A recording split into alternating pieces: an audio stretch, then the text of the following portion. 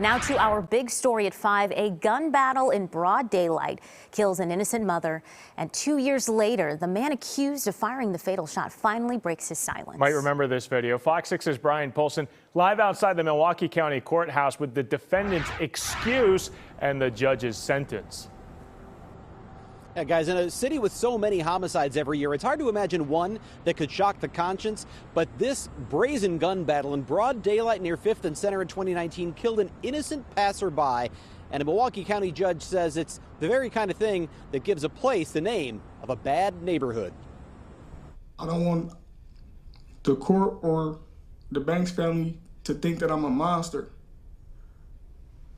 I'm not a monster. His name is Romance Gunn, but there's nothing romantic about this chaotic gunfight near 5th and Center in 2019. This is just another instance of utter and complete mayhem and destruction in Milwaukee. Surveillance video from a nearby liquor store captured another man, Brian Clark, firing across the street at Gunn in a shootout that started, as most Milwaukee homicides do, with an argument. Over a cigarette.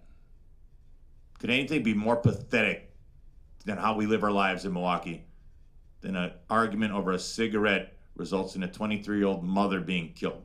According to the criminal complaint, Brian Clark was here on the west side of 5th Street. Romance Gunn was on the east side of 5th Street when they started to exchange fire.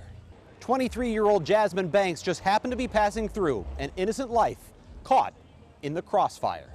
Jasmine Banks was driving that white SUV. I looked over and her head dropped. Her twin sister Tyra was in the passenger seat. I can't get the picture out my head. I don't feel that I should be held accountable for the death of Mrs. Banks.